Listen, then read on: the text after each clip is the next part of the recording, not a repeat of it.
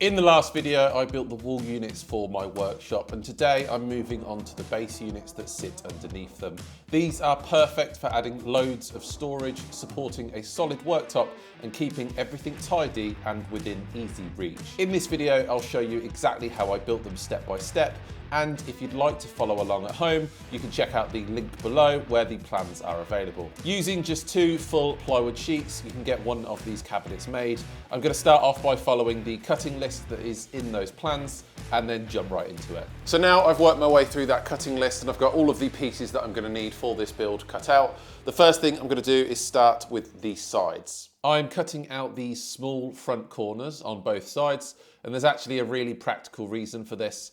It gives your feet somewhere to tuck under when you're standing at the unit. Having that space makes the unit way more comfortable to work at for longer periods of time. And generally speaking, a jigsaw will always leave a slightly rough edge, so it is a good idea to sand it off once you're done. Now you've got the corners of each of those side pieces cut out, it's time to drill the holes that will hold the supports that your shelf will sit on the inside. And there are a couple of ways of doing this. I've personally bought one of these little hole drilling jig things off of Temu. I'll have a link in the description if you want to do the same. And the way we're going to mark where we're going to drill our first support hole is by marking 51 centimeters from the top of the side unit. And what this has done is giving me a mark where I can butt up this little jig against, and I can drill these holes all the way along using this jig on both sides, and I know that they're going to be exactly the same place. And obviously you want to turn this round and do exactly the same thing on the other side, and do that for both sides of your unit.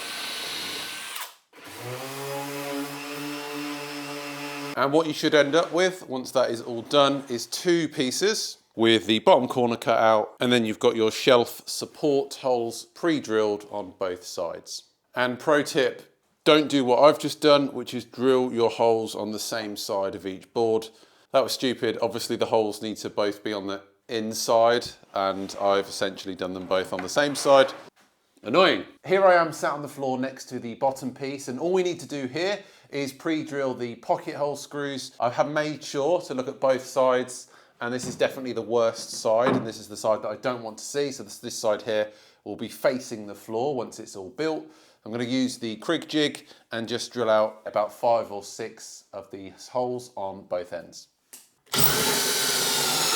And that's all drilled, so you can see I've got 5 holes drilled out there, and on the other side 5 as well. Now this next bit can be quite tricky because you've got to attach that bottom piece to your side pieces at sort of an awkward angle. And the easiest way I've found to do this is to clamp your kickboard that you would have cut out earlier to your side piece, so the bottom piece has something to rest on and butt up against when you drill in those pocket hole screws. I'll show you what I mean. And the key here is that you don't want this kickboard pushing off this edge, because we're actually going to stand everything on this edge to make it all easier. It'll make more sense in a second, but you see that I've got that clamped down all the way along, and that's going to give me a nice, neat place to butt that bottom piece up against when I screw all of this together. Now ideally, to follow along with how I'm doing this, you want to create as much space as you possibly can on a level surface. The thing is with a workshop, like, you're always sweeping up, I swear. Or maybe that's just me. I'm always being told I've got some sort of OCD. Once you've got a clear space, grab your side piece and the bottom and position them together just like that. Hopefully they'll form a bit of a natural support for each other, so you don't have to hold them awkwardly. And because you've got this kickboard here, you can actually clamp these together. So you can see this is what I've gone for. I've got my bottom piece here just leaning up against that kickboard that is clamped on to that side there. And then I've got my quick clamp at the top, just acting as a second pair of hands holding those together. And that's giving me a perfect support just to drill all of these pocket screws in. And with that done, you simply just need to do exactly the same thing on the other side. And when I'm doing these bottom screws, I am kicking my foot up against the back here just to make sure it butts up against that kickboard. With the bottom and the sides screwed together, the next step is to flip the whole cabinet over so the front is facing the floor. Just be really careful when you do this. At this stage, it doesn't have much strength, so make sure you support both sides as you turn it. Now here I am on the floor again. This time I've got one of the top rails cut out and I'm going to be positioning this on the floor. And remember that the front of this unit is actually on the floor right now. So this is the top rail that will sit above the doors and just give those doors support when it's got a worktop and heavy things on there. Now the beauty of doing this on the floor is mainly that it's a lot easier to do. And the key here is before you drill in these screws is to make sure that you're nice and flush against the top of your unit here, and that also you're pushing down on this so the front of your unit will be nice and flush as well. So flush on the top and flush on the front of your unit. Once you're happy with that, you can screw them in. Now you've got that top rail in, everything is going to start to feel a little bit more rigid. But we're not going to stop there, so now we're going to tip this over one more time. And we're going to do a very similar thing with the top rail that sits at the back. Again, just pushing it up nice and neat and flush against all those edges before screwing that in. It's definitely starting to look like a cabinet now, even if it is wobbling around like a baby giraffe.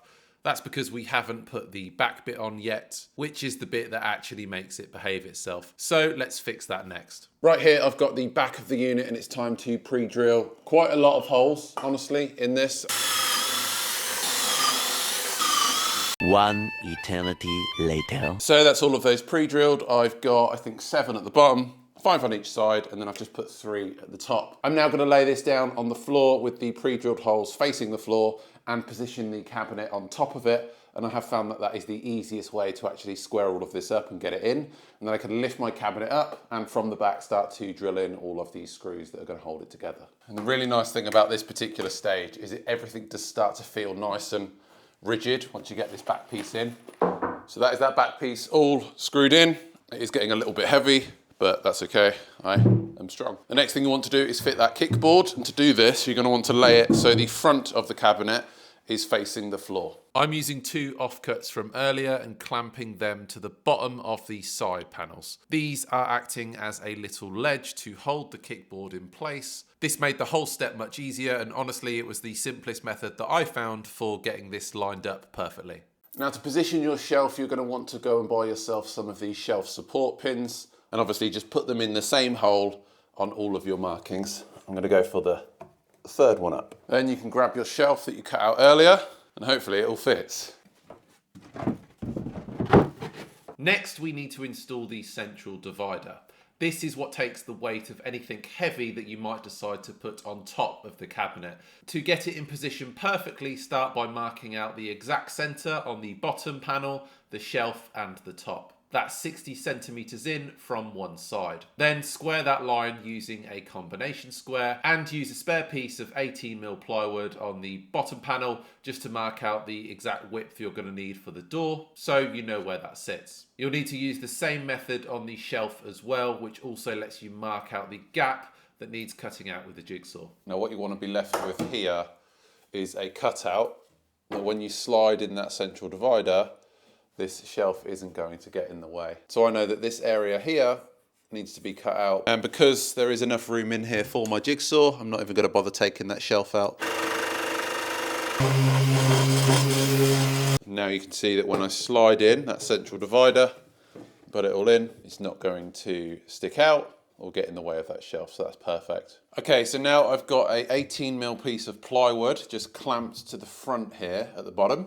And that's going to represent where my cabinet doors are going, so I know that this isn't going to be sticking too far forwards, and then when I install the doors later on, they'll shut nice and flat. I've also pre-drilled 1 pocket hole screw at the bottom, so now I can slide this in, and I can use this to butt it up against nice and tight, and I can get my first screw in there, so I'm going to do that now.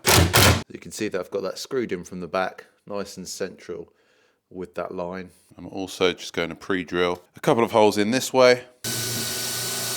And then again, making sure that it is centered with my line that I did earlier, just screw that into this top rail.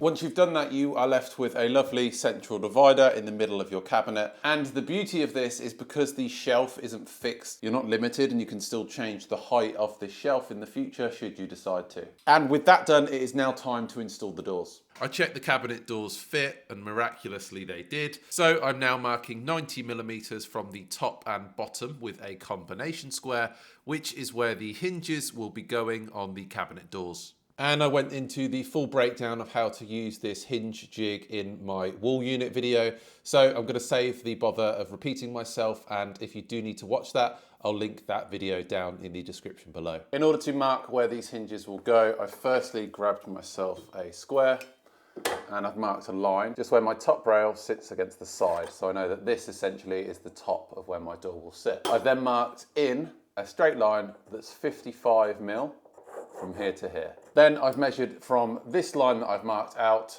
down by 74 mil. And lastly, I can grab my hinge, mark the first hole against that mark, nice and centered, and then just use this to put a second mark where that second hole is needed. So I know that I needed to drill here, and then I'll be able to fix this part of my hinge on. The one at the bottom is very similar. So again, I've marked 55 mil from the front of the cabinet, and that's where I've got my line. And then I've measured 74 mil from the bottom of the cabinet to my first line. And I'll do exactly the same thing again. I'll hold this hinge up to that mark and just mark it out there.